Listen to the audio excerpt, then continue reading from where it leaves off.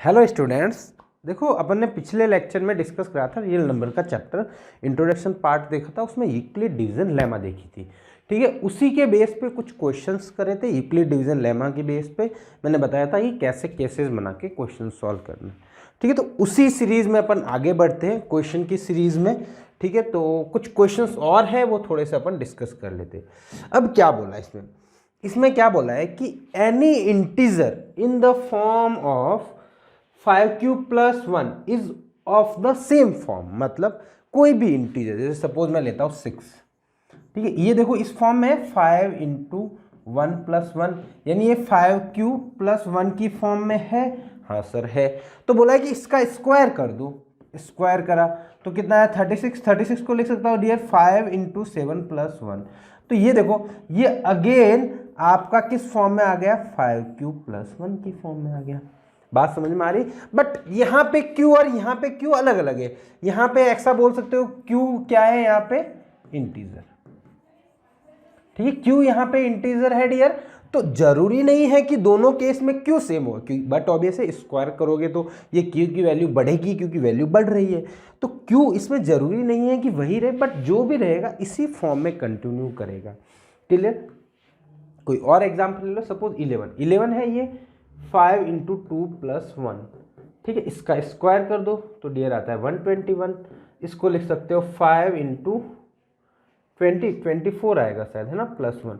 तो ये देखो अगेन 5³ + 1 की फॉर्म है। तो इसको इस फॉर्म में प्रूव करना है। ठीक है, अब देखो इसको प्रूव कैसे करते हैं। तो आपने को क्या बोला है कि एक नंबर है n, तो मैंने n नंबर लिया जो कि फॉर्म में है 5³ + 1। ठीक है, लेट n = 5³ + 1। अब इसका स्क्वायर करना है। ठीक है, तो इसका स्क्वायर करा तो क्या है डियर, 5³ + 1 का स्क्वायर। तो इसका स्क्वायर करा तो 25³ + 10³ + 1। ये है डियर। इसमें देखो इन दोनों में मैं 5 कॉमन ले सकता हूँ, तो अंदर बचेगा डियर 5³ ² + 2³ + 1। ठीक है डियर। अब देखो जो अंदर ये जो बचा हुआ वैल्यू है इसको मैं कुछ और नामकरण दे देता। अब देखो ये क्या है, इंटीजर।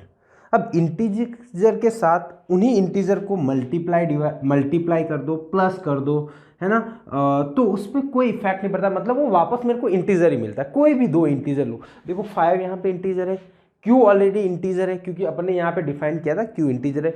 अब Q का स्क्वायर करा तो वो भी इंटीजर रहेगा, फिर उसमें +2Q करा तो ये टोटल नया इंटीजर होने वाला है। तो उस नया इंटीजर को मैं सपोज नाम दे देता हूँ 5m + 1।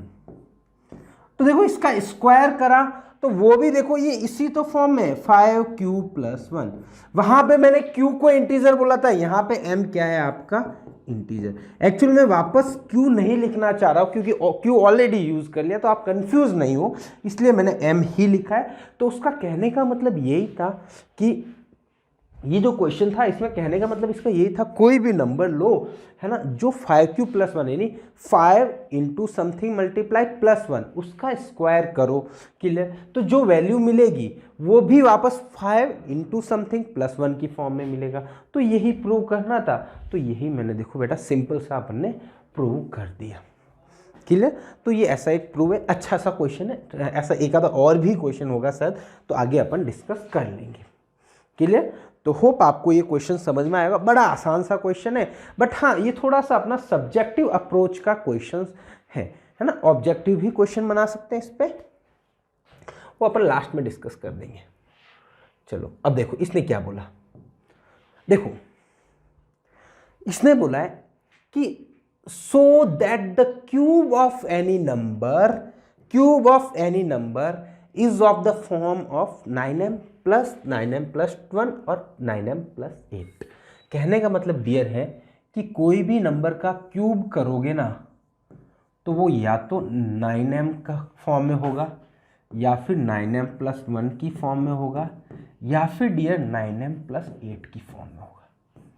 ठीक है, इसने ये बोला है ना। यहाँ पे m कोई आपका क्या है, इंटीजर है। ये क्वेश्चन है। अब देखो मैं इसको देखो मैं जब भी ये क्वेश्चन ले रहा हूँ तो नंबर से आपको समझा रहा हूँ, क्योंकि नंबर से बच्चे को इजीली समझ में आ जाता है, अंडरस्टैंडिंग इजी रहती है। तो उस वजह से पहले नंबर से बता देता हूँ। तो मैं बेटा कोई भी नंबर लेता हूँ, सपोज 3 लिया, 3 का क्यूब करा डियर कितना है 27 आया। तो इसको लिख सकता हूँ 3 इंटू 9, यानी सॉरी 9 इंटू 3 लिख सकता हूँ। देखो 9m की फॉर्म में हो गया। 3 की जगह 4 लेता हूँ सपोज, है ना।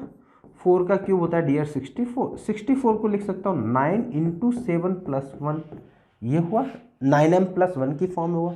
5 का क्यूब लेता हूँ डियर, तो ये होता है डियर 125, इसका हो जाएगा 9 इंटू 1 बार जाएगा, फिर 3 बचेगा, तो फिर जाएगा आपका 3 बार जाएगा 13 प्लस 8, ये देखो ये बना। तो आप थोड़ा सा समझ पा रहे होंगे, रिलेट कर पा रहे होंगे कि देखो ये जो भी क्यूब कर रहे हो, अगेन आप अगला भी क्यूब ले लो। तो ये डियर होगा आपका 216, इसको लिख पाऊंगा 9 इंटू 9 2 जा 9 6 जा 9 4 जा, ये हो गया। तो ये 9m की फॉर्म में हो गया। अगला क्यूब ले लो, कुछ भी ले लो डियर, यही होने वाला है, ठीक है। तो इसको मैं लिख सकता हूँ 9 इंटू 9 3 जा लगेगा, फिर 7 आएगा, 9 8 जा लगेगा, फिर प्लस 1 आएगा। तो आप देख पा रहे होगे, देखो 9m की form, 9m plus 1, 9m plus 8, 9m है ना, 9m प्लस 1, और अगला 8 का क्यूब करो तो 9m प्लस 8 हो जाएगा। तो आप समझ में आ रहा होगा कि इसको क्या करना है, मतलब क्या ये बोलना चाह रहा है क्वेश्चन। ये हमेशा होगा, तो अपने को ये प्रूव करना है। अभी ऐसा तो नहीं होगा कि मैं हर एक नंबर को इंडिविजुअली ले लेके प्रूव करूं, ऐसे नहीं होता है। प्रूव जनरलाइज होगा, क्लियर। तो जनरलाइज इसको प्रूव करते। अब देखो इसमें सबसे बड़ी इंपॉर्टेंट बात, देखो सबसे पहले अपन ने क्वेश्चन किया था ना, वहाँ पे अपन ने n की वैल्यू एज्यूम करी थी। अपन n मान रहे थे बी क्यू प्लस आर की फॉर्म में, ऐसा मान रहे थे, ठीक है। मतलब मैंने ऐसा बोला था कि a इक्वल टू अपना क्या होता है, बी क्यू प्लस आर होता है। तो आपको a और b एज्यूम करना था, तो अपन जनरली a को ये मान लिया, ये 2q plus 1 2q plus are मान लो, b को 2 मान लिया, ऐसा कुछ भी मान लेते थे। अब बताओ, अब इस क्वेश्चन में देखना है कि अपने को एज्यूम क्या करना है, ठीक है। तो मैंने बताया था a तो अपना एज्यूम हमेशा आपका क्या रहेगा n, उस नंबर को मैंने a मान लिया। अब b को एज्यूम करना बड़ा इंपॉर्टेंट रोल रहता है। अब मेरे को यहाँ पे बताओ ये किसके बारे में बात कर रहा है। जैसे उस क्वेश्चन में देखा था ऑड इवन के बारे में बोला था, वो एक्चुअल में क्वेश्चन मेरी वो फाइल ओपन नहीं हो पा रही है, नहीं तो मैं बता देता अभी। उस क्वेश्चन में उसने बोला था कि जो वैल्यू है, क्या बोला था, उसको ऑड इवन के बारे में बात करनी थी, मतलब वो नंबर ऑड कौन सा होगा। तो उसमें शायद था 4q प्लस 2 और 4q प्लस 4 वाला, और 4q और 4q प्लस 2 ऐसा था, या फिर 4q प्लस 1 और 4q प्लस 3 की फॉर्म वाला ऑड या इवन, ऑड होगा, ये कुछ ऐसा प्रूव था। 4q प्लस 1 और ये बोला था मैंने 4q प्लस 1 और 4q प्लस 3, शायद यही है, ये दोनों इस फॉर्म वाले नंबर ऑड होंगे जो भी होंगे, ठीक है। तो वहाँ पे उस नंबर के बारे में ही बोला गया था, उस n को ही चेक करना है कि वो ऑड होगा या इवन होगा, यही बात थी। बट यहाँ पे बताओ उस नंबर के बारे में बात कर रहा है क्या, नहीं, वो बात कर रहा है उस नंबर के क्यूब के बारे में। बड़ा इंपॉर्टेंट वर्ड है ये, उस नंबर के क्यूब के बारे में बात कर रहा है ना। तो नंबर का क्यूब के बारे में बात करना है। अब बोला कि क्यूब किसके फॉर्म में होता है, 9m। देखो 99999 आ रहा है, ऐसा बोल सकते हो, है ना, 999 आ रहा है, तो मतलब 9 का मल्टीपल आ रहा है, ऐसा बोल सकता हूँ। क्यूब क्या आ रहा है, 9 का मल्टीपल। तो सबसे छोटा नंबर बताओ जिसका क्यूब 9 का मल्टीपल होना चाहिए। तो मैंने सबसे छोटा नंबर ले रहा हूँ, तो मैंने देखा 3। अब 3 क्यों लिया, देखो 3 का क्यूब 27 है, तो वो 9 का मल्टीपल होगा। तो मेरे को बताओ डियर, यहाँ पे अपन ने n को एज्यूम करा, तो मेरा n क्या रहा डियर, 3q प्लस r। अब देखो यहाँ पे r की वैल्यू 0 हो सकती है, 1 हो सकती है, या फिर 2 हो सकती है, ये 3 ही हो सकती है ना। यहाँ पे r क्या होता है आपका, ग्रेटर देन इक्वल टू 0 होता है, less than equal to b होता है। तो आपका ये r हो जाएगा, या तो 0 होगा, 1 होगा, या 2 होगा, ठीक है। ये b मैंने 3 लिया। तो अब बच्चे को खुरापाती होते हैं, तो उनके माइंड में आता है कि सर आपने 3 क्यों लिया, आपको रात को सपने में आया था। नहीं बेटा, आप चाहते तो जो भी क्यूब हो रहा है वो 9 का मल्टीपल हो जाए, तो तो वैसा लेने में अपने को फायदा, अपन को उस प्रूफ तक पहुंचना है।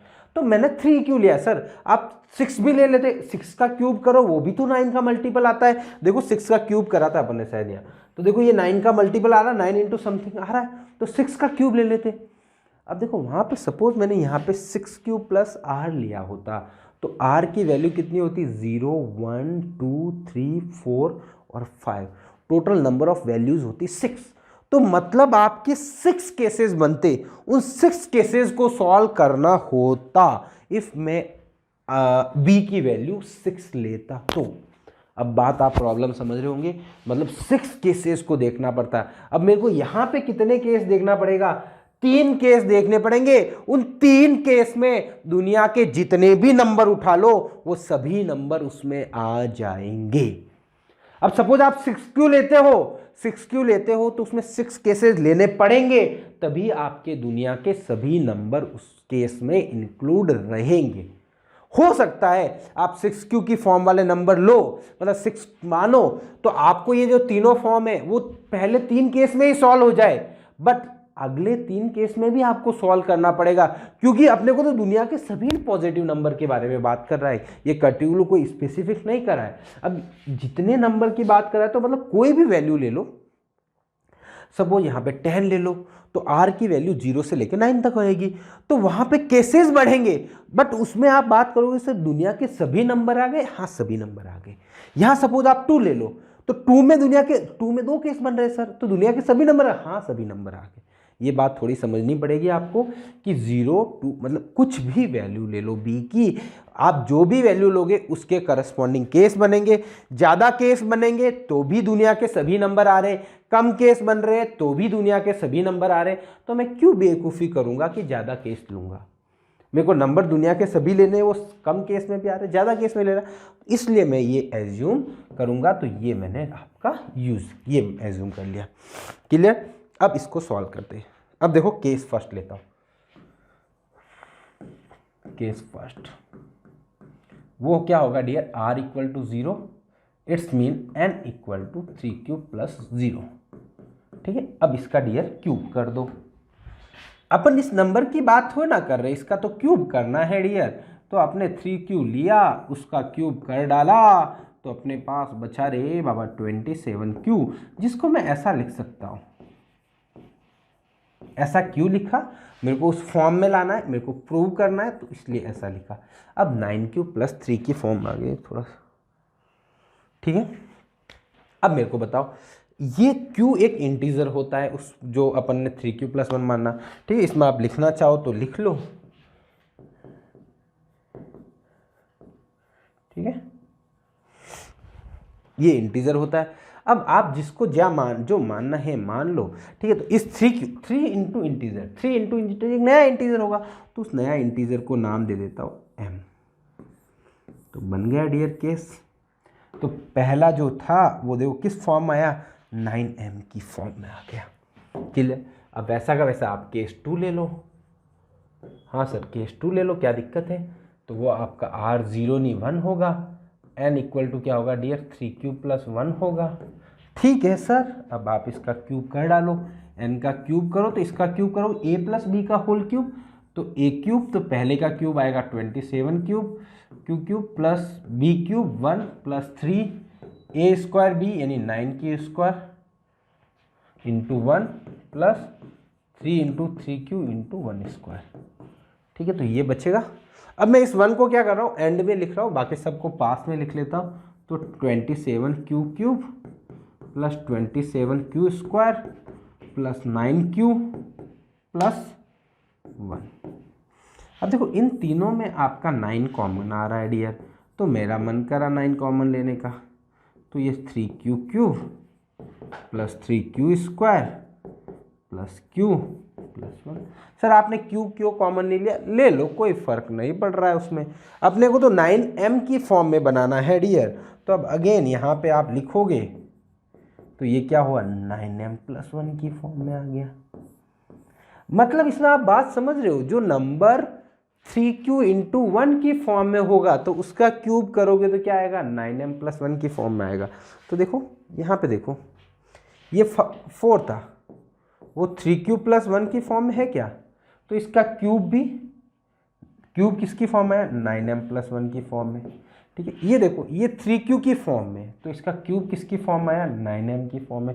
अगला देखो 3q+1 2 की फॉर्म में है, तो इसका क्यूब करोगे ना तो 9m+8 की फॉर्म में आएगा। तो देखो अगला वाला अपन देखो, अभी आपको समझ में आ जाएगा सर ये ऐसा करने से हो क्या रहा है ना। थर्ड लास्ट वन ले लेता हूँ डियर, n इक्वल टू आएगा डियर, केस थर्ड लेना ना dear, case third, r equal to dear 2, n equal to 3q+2, cube कर डालो डियर।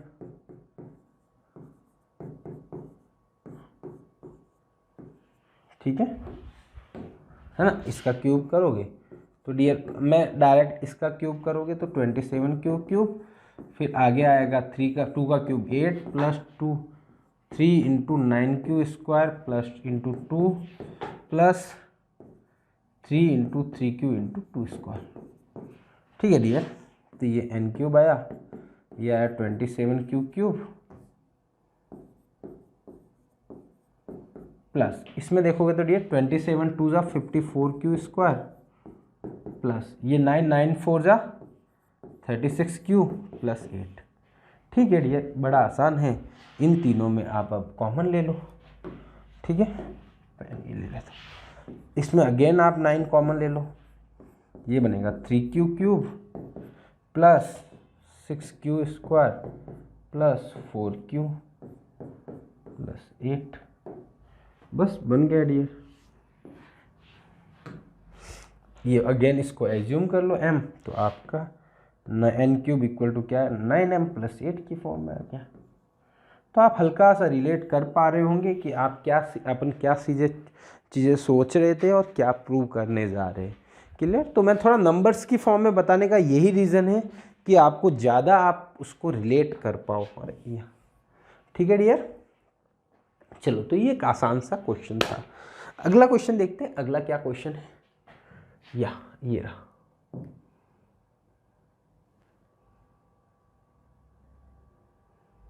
ये अच्छा क्वेश्चन है, देखो ये थोड़े से क्वेश्चन ऑब्जेक्टिव वाले नहीं है बट सब्जेक्टिव में पूछे जाते हैं जब सब्जेक्टिव पेपर होगा। क्लियर, जैसे अभी टर्म 1 हो रहा है तो टर्म 1 में तो ऑब्जेक्टिव है, तो थोड़े कम चांसेस रहते हैं बट बना सकते हैं उसमें भी क्वेश्चन। ठीक है, अब क्या बोला इसमें, ये बोला है डियर कि आप n कुछ भी ले लो, सपोज मैं n लेता हूँ 4 लेता हूँ, तो देखो आपको 3 वैल्यू निकालनी, n+2 sorry n n+2 n+4। ठीक है, तो देखो n4 लिया सपोज मैंने, तो देखो n की वैल्यू 4 है, n+2 कितना हुआ 6, ये कितना हुआ 8। तो देखो तीनों में से एक नंबर हमेशा 3 से डिविजिबल हुआ, यहाँ पे देखो 6, सपोज n5 लेता हूँ डियर, 5 7 9, ये थर्ड वाला हुआ। n6 लेता हूँ डियर, 6 8 10, पहला वाला हुआ। n7 लेता हूँ, 7 9 11, सेकंड वाला हुआ। 8 लेता हूँ लास्ट, और 8 10 12 लास्ट वाला हुआ। समझ में आ रहा है, यहाँ पे ये डिविजिबल था, यहाँ पे ये था, फिर ये था, फिर ये था, फिर ये था। तो इसमें क्वेश्चन में कहने का मतलब यही है कि आप n दुनिया का कोई भी वैल्यू उठा लो, उनमें से जो 3 नंबर मिलेंगे उसमें से एक नंबर ऐसा आपका जरूर होगा जो आपका 3 से डिविजिबल होगा ही होगा। क्लियर, अब मेरे को बताओ, अब वही है बेटा a इक्वल टू BQ+R, बस फंडा तो वही, एज्यूम तो वही करना है। आपका a तो n हो गया, अब b को एज्यूम करना है। अब b का सपने में कैसे आएगा, अब देखो ये किससे डिविजिबल करा रहा है, 3 से डिविजिबल करा रहा है ना। 3 से डिविजिबिलिटी चेक करनी है, और किसकी चेक करनी, नंबर खुद की करनी है या फिर स्क्वायर या क्यूब की करनी है, सर उस खुद के नंबर की ही करनी है। समझ में, तो नंबर n की ही करनी है, तो सबसे आसान तो मेरा B3 लूंगा, तभी तो बढ़िया है, क्योंकि बहुत कम केसेस सॉल्व करने पड़ेंगे। r = 2, 3 वैल्यू हो जाएगी। ठीक है, चलो, तो मेरा ये हो गया। अब देखो मैं केस बना लेता हूँ इसमें। केस 1 लिया, r इक्वल टू 0, तो n की वैल्यू क्या हुई डियर? n की वैल्यू हुई बेटा 3q। अब मेरे को बताओ, अपने को किसको डिवाइड करना है? एक बार तो n को 3 से डिवाइड करके चेक करना है, एक बार n+2 को 3 से डिवाइड करके चेक करना है, एक बार n+4 को किससे डिवाइड करना है। मतलब एक्चुअली में केस के बाद भी उसमें सब केस बने। अब देखो पहले n में 3 का डिवाइड करके रिमाइंडर निकालना है। क्या करना है डियर? रिमाइंडर ही तो निकालना है। डिविजिबल होगा या नहीं होगा रिमाइंडर से ही पता हो चलेगा। तो 3q को 3 से डिवाइड करा और रिमाइंडर निकालने बैठा डियर, तो मेरे को यहाँ से एक बात समझ में आई बेटा, ये q तो कुछ भी हो, ये तो इसको उड़ाएगा ही, तो रिमाइंडर क्या होगा? 0 आएगा। क्लियर? सपोज 3q + 2 में लूँ, अब देखो इसमें डिवाइड करूंगा तो रिमाइंडर 0 आएगा, इसमें 2 आएगा तो रिमाइंडर आपका 2 आएगा। 3q + 4 में डिवाइड करूं तो 3 का, इसमें अगेन 0 आएगा रिमाइंडर डियर, इसमें आपका 1 आएगा, तो टोटल रिमाइंडर 1 आ गया। तो बताओ पहले केस में कौन सा नंबर डिविजिबल हुआ? मतलब 3 डिवाइड्स n। ठीक है, इस केस में क्या हुआ? 3 divides n, 3 not divide n+2, 3 not divides n+4। ना तो n+2 को वो कंप्लीट डिवाइड कर रहा है, ना n+4 को कंप्लीट डिवाइड कर रहा है, वो डिवाइड कर रहा है सिर्फ n को। अब n देखो यहाँ पे कौन सा नंबर है बेटा? यहाँ पे n नंबर है जो 3 का मल्टीपल हो। तो देखो मैंने अभी एग्जाम किया, यहाँ पे 3 का मल्टीपल कौन सा था? ये था डियर, आपको समझ में आ जाएगा अभी। ये 3 का मल्टीपल ये था। तो देखो पहला नंबर ही हमेशा 3 से डिविजिबल होगा, ये दो नहीं होंगे। सपोज n इक्वल टू 9 लेता, ये भी 3 का मल्टीपल है ना डेट बेटा, तो 9, 11, 13, तो डियर ये पहला नंबर ही 3 से डिविजिबल होगा, दूसरा और तीसरा नहीं होगा। ये कहने का मतलब ये बोल रहा है जो उस फॉर्म में है, जो आपका नंबर 3q की फॉर्म में है, उसके साथ ये वाली घटना घटित होगी। क्लियर? अब अगला लेता हूं केस 2। केस 2 में डियर था n इक्वल टू 3q + 1। अब मैं किसको डिवाइड कर, n को 3 से डिवाइड करना है, n+2 को 3 से डिवाइड करना है और n+4 को 3 से डिवाइड करना है। तीनों केस में रिमाइंडर निकालना।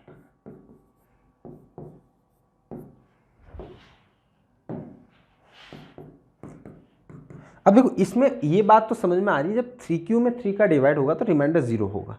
ठीक है, अब देखो इसको ही देखते हैं।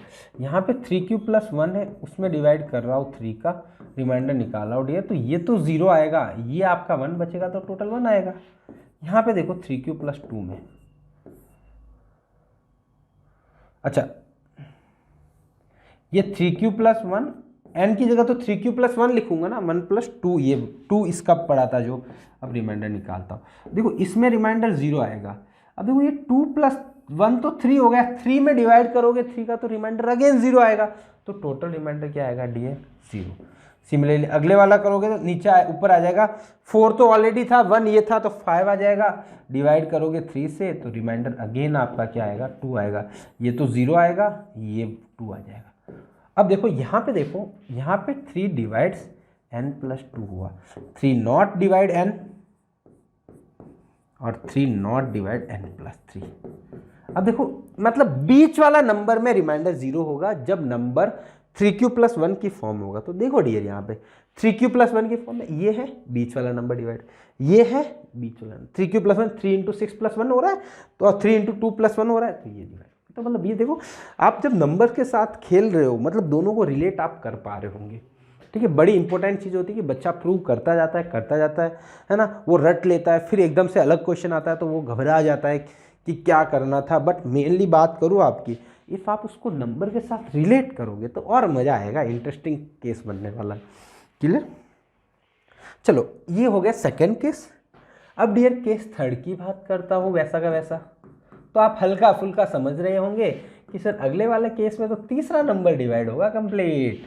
देखो बेटा n को डिवाइड करना है 3 से, n+2 को डिवाइड करना है 3 से, और n+4 को डिवाइड करना है 3 से, तो धमाधम करते जाओ डिवाइड। हाँ चलो यहाँ डिवाइड करा तो 3³ + 1 2 को डिवाइड करा रे बाबा 3 से, तो रिमाइंडर निकालना था रे बाबा, तो ये 0 बचा, यहाँ पे क्या बचा रे 2, तो टोटल रिमाइंडर 2 बचा। ये देखो 2 तो ऑलरेडी था, 2 ये था, तो ये 4 बन जाएगा। डिवाइड करो 3 से, रिमाइंडर निकालो, यहाँ पे 0 बचेगा, यहाँ पे 1 बचेगा, तो ओवरऑल रिमाइंडर 1। अब आया मज़ेदार केस, यहाँ ऊपर 4 तो ऑलरेडी था, 2 ये था, 4 + 2 6 बन गया, 3 से डिवाइड करा तो ये रिमाइंडर 0 बचा रे बाबा, ये आपका 2 बचा रे, तो सॉरी क्वेश्चन 2 बचा है ना बेटा, ये क्वेश्चन 2 लिख लिया मैंने ना, रिमाइंडर 0 बचेगा, तो ओवरऑल रिमाइंडर 0। तो आपकी थोड़ी सी बात चमकी होगी कि n divides not divide n this, not divide n+2, n3 divides n+4, जो मतलब 3³ + 2 की फॉर्म में होने वाला नंबर है वो उसमें क्या होगा, आपका थर्ड वाला हमेशा 3 से डिवाइड होगा। तो देखो आप मज़े लेते जाओ, ये रहा देखो, ये क्या, हाँ ये 3³ + 2, 3 × 1 + 2 है, ये भी 3³ + 2, ये नहीं है सॉरी, ये 3³ + 2 है, तो ये थर्ड वाला डिवाइड यहाँ पे थर्ड, अगला ले लो, और तो उसके साथ भी यही होगा। क्लियर? तो बड़े इंटरेस्टिंग क्वेश्चन थे, दो क्वेश्चन 3 क्वेश्चन करे शायद अपन ने, है ना, बट तीनों ही क्वेश्चन अपने आप में बड़े अच्छे। कॉन्सेप्ट आपको सीखना है, n एज्यूम करना तो वो तो समझ में आ गया कि a को ही n मान रहे, b क्या एज्यूम करना बड़ा इंपॉर्टेंट रोल था। एक तो है कि अपन कौन सा नंबर सीधा नंबर यूज़ कर रहे हैं तो कोई दिक्कत नहीं है, उससे डिवाइड करना है तो वो नंबर मान लेंगे, बट स्क्वायर क्यूब कर रहे तो अपने को ध्यान रखना पड़ेगा कि b क्या लूँ ताकि कम से कम केसेस हो। ठीक है, ऐसा नहीं है कि बेटा b अलग लोगे ना तो उसमें कुछ दिक्कत आएगी। सपोज यहाँ पे n है ना, अपने 3 का मल्टीपल लिया, 3 का मल्टीपल लेना था, ठीक है, मैंने यहाँ पे n की वैल्यू b की वैल्यू 3 ली, आप चाहते हैं 6 भी ले सकते हैं, बट उसमें नंबर ऑफ केसेस ज़्यादा हो जाएंगे। क्लियर? तो दिक्कत आ जाती है। ठीक है, तो केसेस ज़्यादा हो जाएंगी तो दिक्कत आएगी, इस वजह से अपन ने ये बना लिया। Clear dear? तो होप आज का लेक्चर आपको पसंद आया होगा। ठीक है, मैंने अच्छे से आपको पढ़ाने की ट्राई करी है, और प्रूफ्स को थोड़ा सा रिलेट करने की आप ज़रूर ट्राई करो तो ज़्यादा समझ में आएगा। आप स्टडी करते रहिए, जो भी आप पढ़ रहे हो उसको थोड़ा सा जैसे ये वाले में थोड़ा सा है रिलेट करना, तो रिलेट करोगे तो ज़्यादा आसान लगेगा। क्लियर? तो मिलते हैं अपन नेक्स्ट लेक्चर में। Thank you so much.